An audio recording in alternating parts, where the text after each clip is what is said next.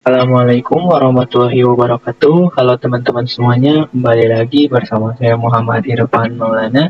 Di kesempatan kali ini saya akan kembali membawakan materi baru, yakni tentang Cisco CCNA ya teman-teman.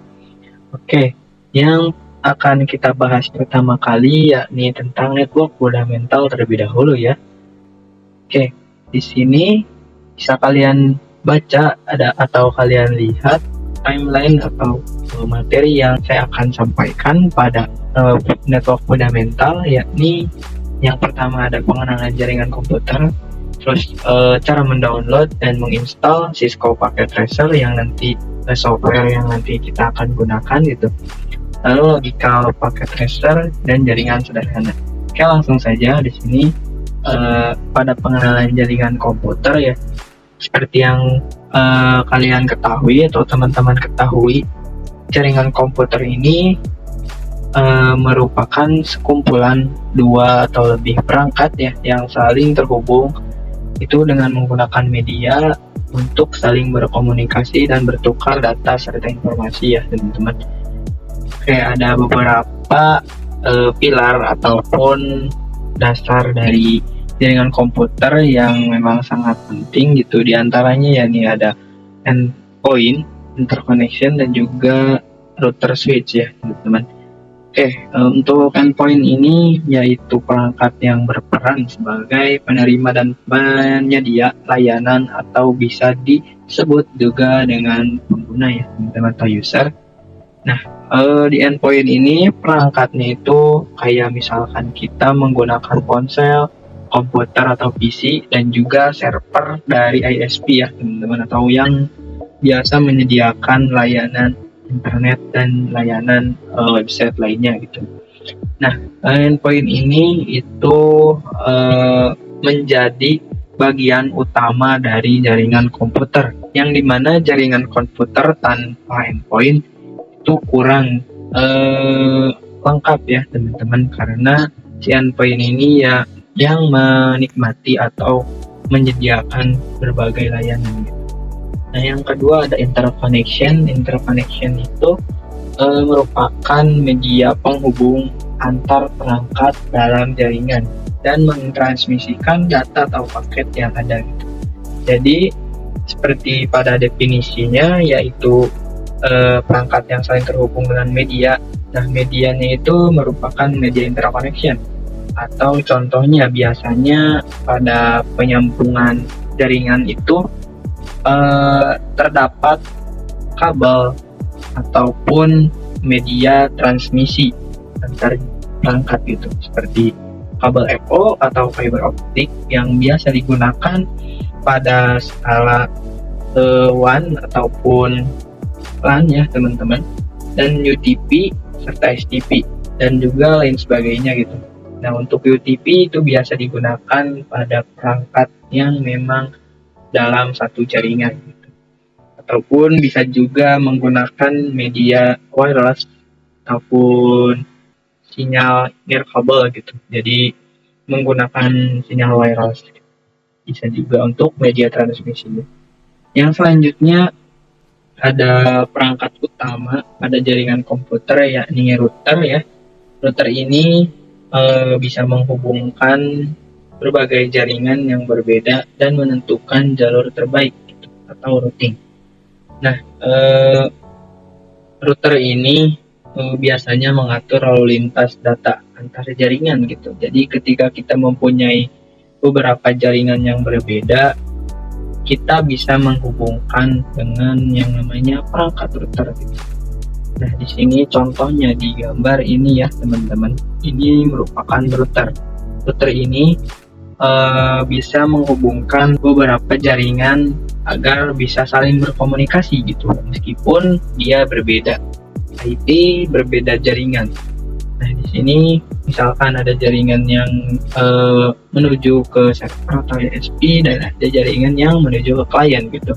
Ini tuh bisa kita gabungkan atau bisa sambungkan agar bisa berkomunikasi dan menikmati penyediaan layanan dari si server ini atau ISP ini gitu, penyedia layanan ini. Nah, selain itu, router juga itu bisa menentukan jalur terbaik atau best path ya, teman-teman. Jadi ketika ada jalur yang rusak atau gimana, dia bisa mencari jalur yang tidak ada trouble-nya. Jadi nanti si router ini akan melakukan routing. Nah, yang selanjutnya perangkat utama yang biasa digunakan pada jaringan komputer yakni switch. Nah, switch ini menghubungkan beberapa perangkat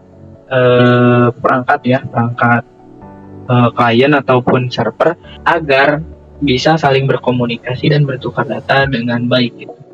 Nah, si switch ini dia berperan sebagai penghubung antara klien ataupun antara server ya, agar dia bisa berkomunikasi. Tuh. Nah, di sini contohnya juga bisa kalian lihat ada dua perangkat klien yang dimana dia dihubungkan dengan yang namanya switch gitu. Nah, biasanya di switch ini terdapat dalam satu jaringan itu ada 24 port gitu di switchnya ya, teman-teman. Jadi di satu jaringan bisa menampung 24 klien.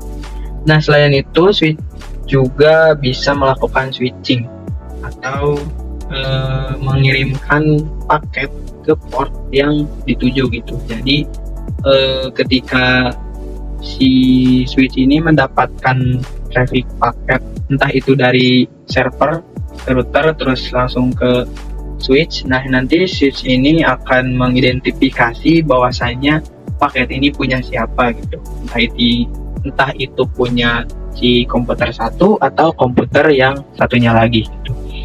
Nanti dia akan mengidentifikasi, oh ternyata paketnya itu punya port yang klien satu, jadi nanti paketnya akan langsung dikirim ke klien satu. Nah, ini tuh 4 poin tersebut ini merupakan bagian utama dari jaringan komputer ya biasanya gitu. Nah, tanpa adanya 4 bagian ini itu saya rasa untuk jaringan komputer ini kurang lengkap gitu. Nah, di sini bisa kalian lihat untuk gambaran dari bagaimana cara kerjanya dari jaringan komputer ini. Oke, di sini misalkan si klien ini atau yang inilah itu mengirimkan atau meminta merequest kepada server ini sebuah layanan gitu. Di sini misalkan si switch ini si server ini akan mengirimkan paket ke dalam router. Nah, nanti si routernya itu akan mengecek apakah paket ini aman atau tidak gitu, untuk nanti dikirim ke perangkat selanjutnya yakni switch gitu. Nah, ketika sudah dicek, dia akan langsung mengirim ke switch, yang nantinya paket tersebut dikelola lagi atau dicek lagi oleh si switch. Apakah ini paket punya klien A atau klien B gitu, atau misalkan keduanya antara si klien A dan klien B itu sekaligus atau berbarengan meminta sebuah layanan kepada server yang ini. Jadi nantinya si switch ini akan mengirimkan paket ke klien dan nanti kliennya akan menikmatinya dengan tenang tanpa adanya virus dan serangan dari luar. Nah, mungkin itu ya teman-teman gambaran atau cara kerja dari jaringan komputer dan bagian-bagian yang memang cukup penting pada jaringan komputer ya. Oke, mungkin sekian ya video yang bisa saya sampaikan atau penjelasan yang bisa saya sampaikan pada kesempatan kali ini. Kita lanjutkan pada kesempatan selanjutnya atau video selanjutnya. Mohon maaf bila pada penjelasan yang saya berikan kurang dipahami. Terima kasih. Wassalamualaikum warahmatullahi wabarakatuh.